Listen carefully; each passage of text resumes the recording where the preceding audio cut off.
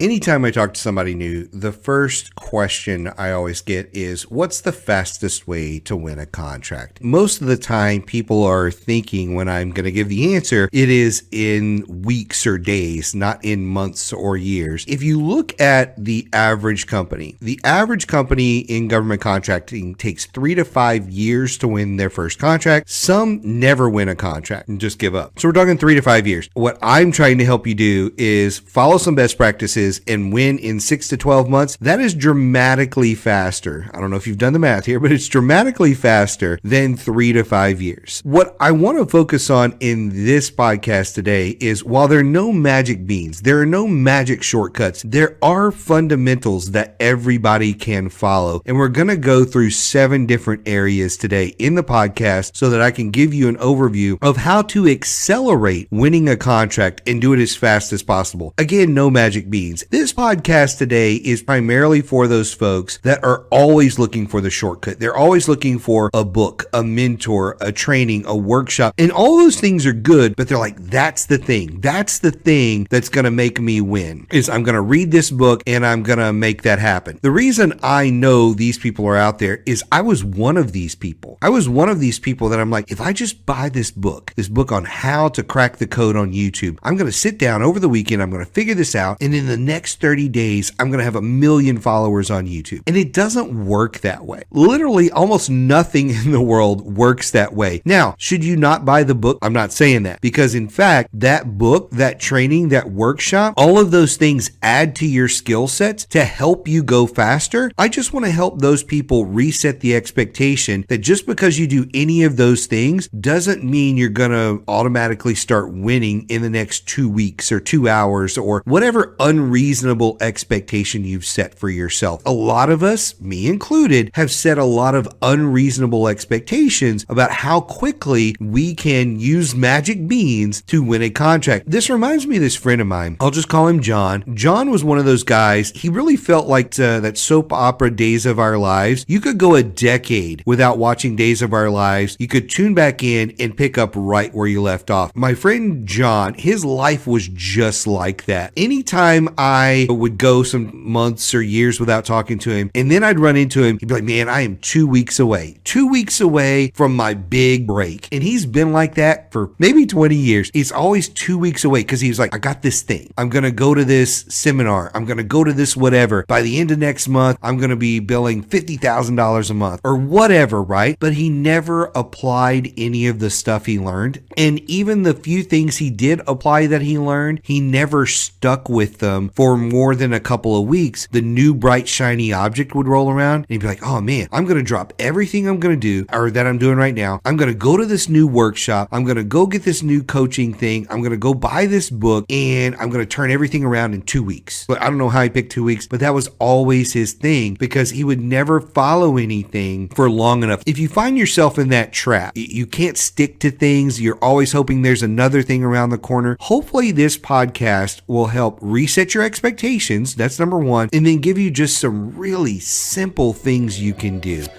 Are you struggling to figure out how to get to the next level? If so, I want to encourage you to reach out to me. There's a link in the description for this podcast where you can actually click on that link and grab a time on my calendar. We'll set aside 30 minutes, talk about your business. I'll give you some tips and strategies to help you get to that next level. And if it makes sense and you want to talk about coaching, I can talk about some of those coaching options as well. So click the link in the description and I look forward to meeting you one-on-one for your strategy session. Now let's get back into this episode.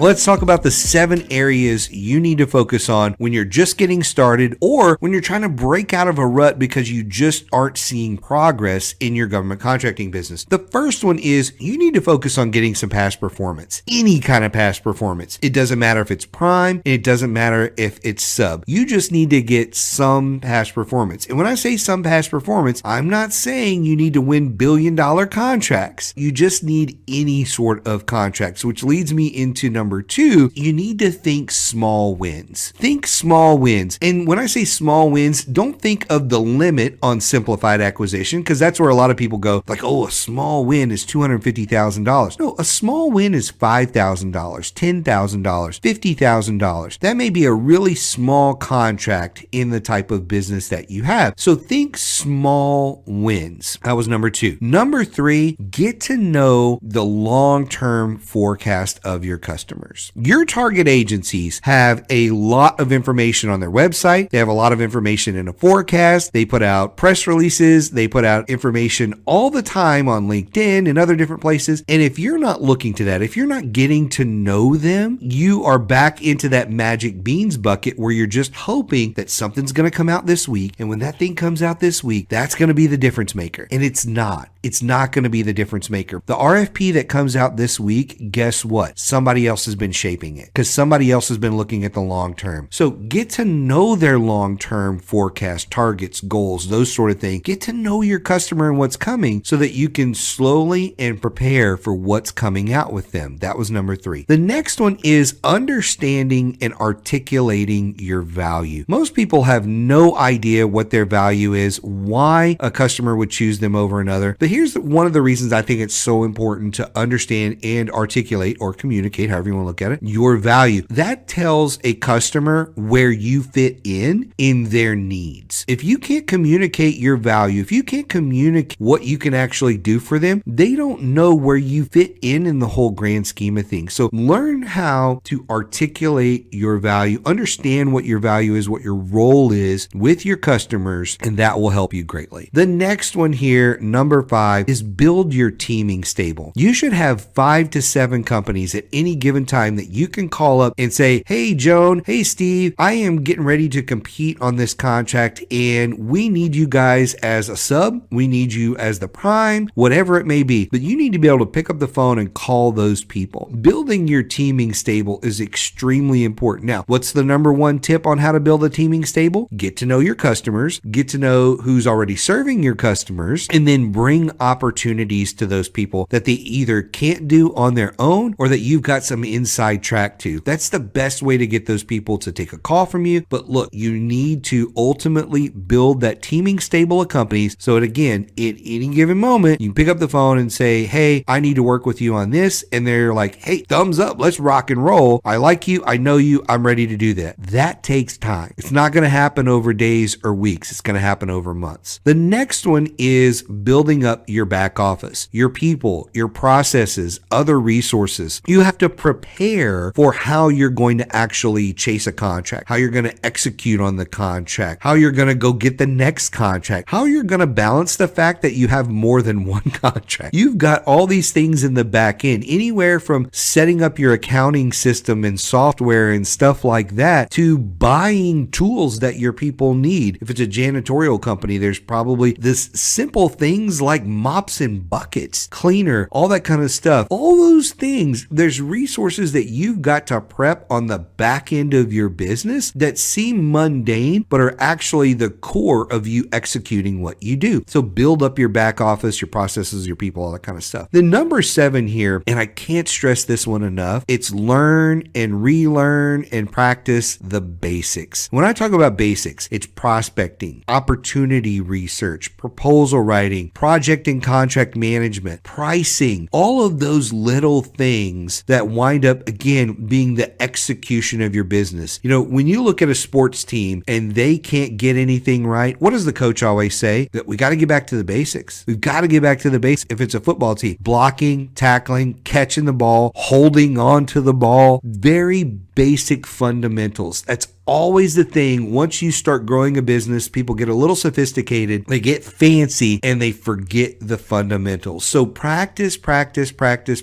as you're learning the basics. Keep practicing those basics so that you become a better company and you're prepared. If you start practicing today and you start learning today and it takes you 6 to 8 months to win a contract, guess how good you're going to be at the basics in 6 to 8 months from now if you've been working on them. These are all really simple things. There's no magic beans to this. There's not a single thing I said in here that was some super secret trick, but I guarantee you, most of the people listening to this podcast are not doing one, if not all 7 of those very basic areas of their business, and that is why they're struggling. You may be that person. You're like, Mike, I'm not doing any of this stuff. All I'm doing is sitting in my office and chasing RFPs. Well, if all you're doing is sitting in your office and chasing RFPs because that feels like magic beans to you, that's why you're not winning. You've got to incorporate these other areas into your business. So hopefully that was really helpful. I want to make one last suggestion with you here today. Because I know how important the subprime relationships are, I would highly recommend you go listen to podcast episode 239. It's called 7 Ways Primes Evaluate Subs. That'll not only help you on how to evaluate your subs, it'll help you understand how those primes are evaluating you and how you can prepare for those meetings. But like I said, it'll also help you because you need a way to evaluate your subs. Enjoy that podcast episode. Let me know your thoughts, and we'll see you next time. I really hope you enjoyed this episode of Game Changers. If you did, please go like and share this episode on your social media, as well as rate and review the episode. That helps other government contractors find out about the podcast and benefit just like you. We'll see you next time.